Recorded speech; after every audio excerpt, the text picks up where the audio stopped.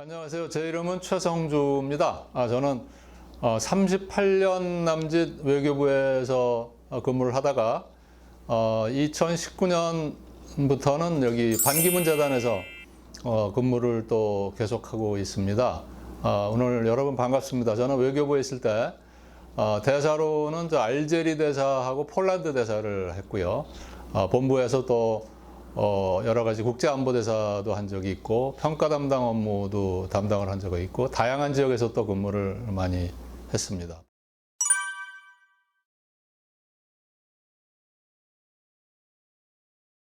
외교관으로서 임무를 시작하면서 제일 중요한 요소, 덕목은 성실성이라고 생각을 하고 그 다음에 일단 인품이 어느 정도 갖춰져 있어야 된다 이렇게 봅니다. 그리고 무엇보다도 그 근무하는 국가, 거기에 국민들, 그 나라의 역사, 문화에 대한 그 끝없는 어떤 애정, 관심 이런 거를 가지고 있어야지 제대로 된 외교관이 될 수 있다.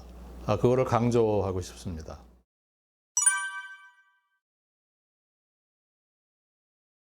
일반 사람들이 외교관 하면은 뭐 이렇게 파티 생각을 해요, 먼저. 이렇게 상당히 우아하고 멋있는 이런 생활을 하는 사람들, 이렇게 생각을 하는데 실상은 그렇지가 않다.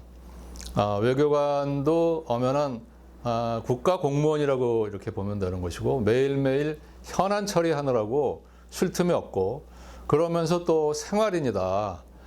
외교는 간단하게 정의를 하면은 국가 이익을 창출하고 보호하는 그런 공적인 행위다 이렇게 생각을 하거든요. 대한민국의 국가 이익은 크게 세 가지가 있다 이렇게 생각을 합니다. 첫 번째는 우리의 어떤 안보 이익이 있습니다. 안보. 해외에서 근무할 때도 우리 정부의 입장을 상대방 국가에 제대로 설명을 하고 설득을 하고 그런 해당되는 분야에서 우리의 이 손해가 가지 않도록 하는 그런 활동, 이것이 아주 중요한 핵심적인 활동이다. 그래서 그게 이 소위 안보 이익을 지키기 위한 외교 활동, 이게 넘버원이 되는 것이고요.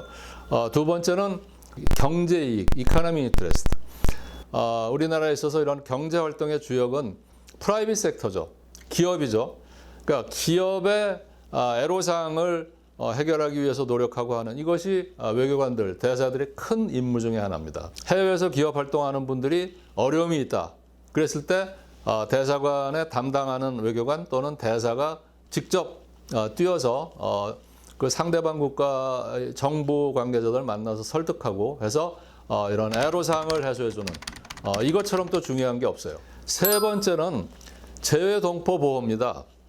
해외에서 사건 사고가 나지 않도록 미리 우리 어떤 외교부에서 갖춰 있는 영사 콜센터 같은 거를 통해서 미리 다 이렇게 안내도 드리고 일단 사건 사고가 부딪혀 상황이 생겼을 때는 바로 거기 주재하는 대사관의 영사, 외교관, 대사 이런 사람이 나서서 해외여행하는 우리 국민들이 피해가 가고 문제가 안 생기도록 보호하는 것. 그것처럼 중요한 외교 활동이 없다. 이것이 바로 구체적으로 해외에서 외교관들이 매일매일 월화수목금 아니면 토요일 일요일까지 계속해서 매달리면서 활동하는 그런 대상이다. 이렇게 정리할 수 있겠습니다.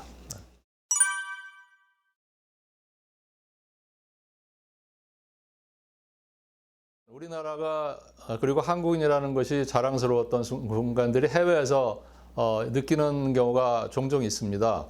대표적인 것이 뭐냐면은 우리나라가 경제 발전을 하면서 대기업의 제품이 사실상 우리나라의 이 대외 브랜드 가치를 엄청나게 올렸다. 우리나라 대기업 대기업을 통한 제품 그 덕분에 우리나라의 이미지가 올라가는 그거는 이렇게 어떻게 측량하기가 어려울 정도라고 보고 그 정도로 한국의 문화, 한국의 예술, 그다음에 한국의 드라마, 한국 음식, 그다음 한국 화장품 이거에 대한 그 외국인들의 평가가 아주 높다.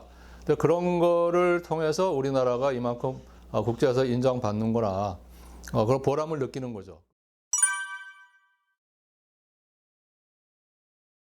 전 세계에서 이 대한민국 위상은 한마디로 현재로서는 이제 10대 경제대국이다.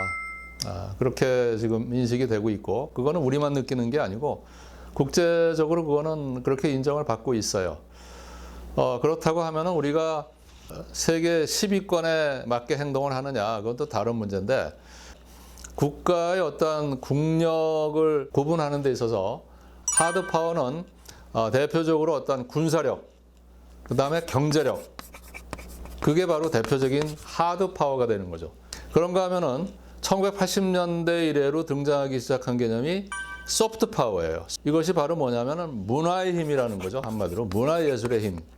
지금 현재 올해 2월 24일부터 이 주권 국가인 우크라이나를 러시아가 불법으로 지금 침공을 해서 전쟁이 지금 일어나고 있는 이런 비참한 상황인데, 그럼 러시아처럼 이렇게 이 군사력을 앞세워서 다른 나라를 굴복시키려고 하는, 이거야말로 전형적인 그 하드 파워만 추구하는, 군사력만 동원해 가지고 상대방을 겁주고 위협하고 전쟁을 일으키고 이렇게 되는 거는 하드 파워인데, 근데 진짜 이제 인정을 받으려면 이 소프트 파워 쪽으로 잘 운영을 해야 된다 이거죠. 그래서 소프트 파워는 이제 일종의 그 자발성을 중시하는 건데, 왜 대한민국이 좋으냐, 왜 BTS가 좋으냐 이럴 때 그거에 대해서 왜에 대해서, 그거는 왜에 대해서 답이 없는 거예요. 그냥 좋은 거예요.